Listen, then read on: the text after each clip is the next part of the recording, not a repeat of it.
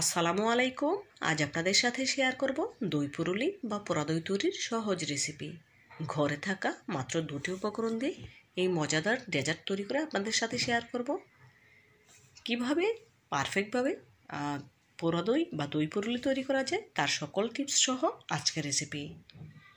এই রেসিপিটি এতটাই মজাদার হয়, একবার খেলে বারবার খেতে মন চাইবে। কাউকে খাওয়ালে বারবার রিকোয়েস্ট আসবে এই দই পুরুলি তৈরি করে খাওয়ানোর জন্য। তো বন্ধুরা, না টেনে সম্পূর্ণ ভিডিও জুড়ে সাথে থেকে দই পুরুলির রেসিপিটি দেখে নেওয়ার অনুরোধ রইল। চলুন মূল প্রস্তুত প্রণালীতে যাওয়া যাক। দই পুরুলির জন্য প্রথমে ক্যারামেল সস তৈরি করে নেব। চুলে একটি প্যান বসিয়ে নিচ্ছি, দিয়ে দিলাম মেজারমেন্ট কাপের 1.5 কাপ চিনি। ক্যারামেল সস তৈরি করার জন্য আমি এখানে কোনো পানি দেব না, পানি ছাড়াই ক্যারামেল সসটা তৈরি করে নেব। দেখুন চিনিটা গলতে শুরু করেছে, নেড়ে চেড়ে দিচ্ছি। অবশ্যই গ্যাসের ফ্লেম লো হিটে রাখতে হবে, হাই হিটে করে ক্যারামেল সস তৈরি করা যাবে না, এতে করে সসটা পুড়ে যাবে, খেতে ভালো লাগবে না। দেখুন এই পর্যায়ে চিনিটা মোটামুটি গলে এসেছে। চিনিটা যখন পুরোপুরি গলে গিয়ে খুব সুন্দর কালার আসবে, তখন এর সাথে অ্যাড করে দেব 50 গ্রাম বাটার। দেখুন এই পর্যায়ে চিনিটা পুরোপুরি গলে খুব সুন্দর কালার চলে এসেছে। এখন এর সাথে 50 গ্রাম বাটার অ্যাড করে দিচ্ছি। নেড়ে চেড়ে ক্যারামেলের সাথে বাটার মিশিয়ে নেব। শুরু থেকে শেষ পর্যন্ত গ্যাসের ফ্লেম লো হিটে রেখে ক্যারামেল সস তৈরি করে নিতে হবে। নেড়ে চেড়ে ক্যারামেলের সাথে বাটার খুব ভালোভাবে মিশিয়ে নিতে হবে। ক্যারামেল আর বাটার যখন খুব ভালোভাবে মিশে যাবে, তখন এর সাথে অ্যাড করে দেব মেজারমেন্ট কাপের 1 কাপ নর্মাল তাপমাত্রায় থাকা লিকুইড দুধ। দেখুন খুব ভালোভাবে মিশিয়ে নিয়েছি। এখন লিকুইড দুধ অ্যাড করে দিচ্ছি। অল্প অল্প করে দুধ ঢালতে থাকবো আর মিশাতে থাকবো। প্রথমে ক্যারামেলটা একটু দলা পেকে যাবে, এতে ভয়ের কোনো কারণ নেই। আস্তে আস্তে নাড়তে নাড়তে ক্যারামেলটা খুব ভালোভাবে দুধের সাথে মিশে যাবে। সবগুলো উপকরণ একসাথে মিশে যখন খুব ভালোভাবে বলক চলে আসবে, তখন গ্যাসের ফ্লেম অফ করে দেব। এখন অনেক লিকুইড থাকলেও যখন ঠান্ডা হবে তখন কিন্তু আরও অনেকটা ঘন হয়ে আসবে। এইদিকে একটি মিক্সিং বোল নিয়ে নিচ্ছি 2 কাপ পানি ঝরানো টক দই। চাইলে আপনারা মিষ্টি দই ব্যবহার করতে পারেন, কোনো অসুবিধা নেই, তবে আমি টক দই দিয়ে করছি। এখন একটি হ্যান্ড উইক্সের সাহায্যে খুব ভালোভাবে দইটা ফেটে নিচ্ছি। এমনভাবে দইটা ফেটে নিতে হবে যেন দেখতে মনে হয় ক্রিম অথবা হুইপড ক্রিম। দেখুন খুব ভালোভাবে দইটা ফেটে নিচ্ছি। তো বন্ধুরা, ভিডিওর এই পর্যায়ে আপনাদের কাছে ছোট্ট একটি রিকোয়েস্ট রইল, যারা এখনও পর্যন্ত আমার ভিডিওটি দেখছেন একটি লাইক দিতে ভুলে গিয়েছেন, প্লিজ একটি লাইক দিয়ে ভিডিওটি কন্টিনিউ করবেন। আর যে সকল বন্ধুরা আমার চ্যানেলে নতুন ভিজিট করেছেন, রেসিপিটি ভালো লেগে থাকলে প্লিজ চ্যানেলটিতে সাবস্ক্রাইব করে পাশে থাকা অল অপশনে ক্লিক করে দেবেন। এতে করে আমি যখনই কোনো নতুন রেসিপি আপলোড করব সবার আগে আপনার কাছে পৌঁছে যাবে। এই কাজটি যারা অলরেডি করে নিয়েছেন আপনাদেরকে জানাই অসংখ্য ধন্যবাদ। দেখুন এই পর্যায়ে দইটা আমার খুব ভালোভাবে ফেটে নেওয়া হয়ে গিয়েছে। এখন এর সাথে অ্যাড করে দিচ্ছি আগে থেকে তৈরি করে রাখা ক্যারামেল সস।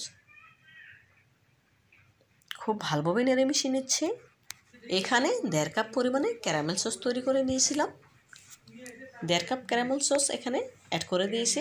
খুব ভালোভাবে নেড়ে মিশিয়ে নিচ্ছি। দেখুন 1 থেকে 1.5 মিনিট খুব ভালোভাবে ফেটিয়ে নিয়েছি। এই পর্যায়ে দই পুরুলির জন্য ব্যাটার রেডি হয়ে গিয়েছে, দেখেই বুঝতে পারছেন। এখন হ্যান্ড উইক্স তুলে নিচ্ছি।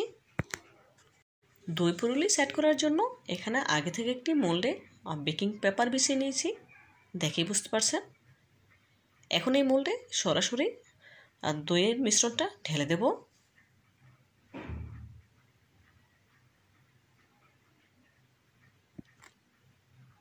সম্পূর্ণ মিশ্রণটা মোল্ডে ঢেলে নিয়েছি, দেখেই বুঝতে পারছেন। সামান্য একটু ট্যাপ করে দেব, ভেতরে কোনো বাবলস থাকলে বেরিয়ে আসে। এখন রেপিং পেপারের সাহায্যে মুড়ে নিচ্ছি, যাতে করে ভেতরে কোনো পানি প্রবেশ না করে। চাইলে আপনারা ফয়েল পেপারের সাহায্যেও মুখটা আটকে নিতে পারেন। দই পুরুলি ভাপ দেওয়ার জন্য চুলায় আগে থেকে একটি পাতিলে পর্যাপ্ত পরিমাণে পানি দিয়ে ফুটিয়ে নিয়েছি। তার উপরে একটি স্ট্রেনার বসিয়ে দিলাম। এখন দই পুরুলির মোল্ড বসিয়ে দেব। ঢাকা দিয়ে গ্যাসের ফ্লেম মিডিয়াম হিটে জাল করে নেব 35 থেকে 40 মিনিট। ফিরছি 40 মিনিট পর। 40 মিনিট পর ফিরে এলাম। এই 40 মিনিটে দই পুরুলি পারফেক্টভাবে ভাপ দেওয়া হয়ে গিয়েছে। দেখুন খুব সুন্দরভাবে জমে গিয়েছে। এখন চুলা থেকে নামিয়ে নর্মাল করে তারপর নর্মাল ফ্রিজে রেখে দেব 2 ঘন্টার জন্য। 2 ঘন্টা পর নর্মাল ফ্রিজ থেকে নামিয়ে নিয়েছি। এখন একটি চাকুর সাহায্যে মোল্ড থেকে আগলা করে নিচ্ছি। দেখুন মোল্ড আউট করে নিয়েছি। সামনে একটু ট্যাপ করে দিয়েছি।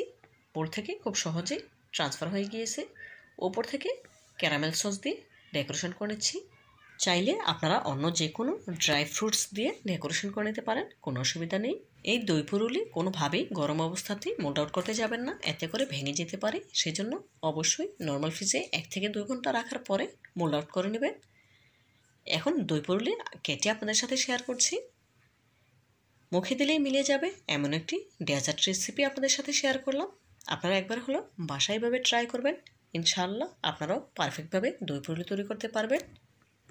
তো বন্ধুরা, আজকের মতো বিদায় নিচ্ছি। দেখা হবে নতুন কোনো রেসিপিতে। আল্লাহ হাফেজ।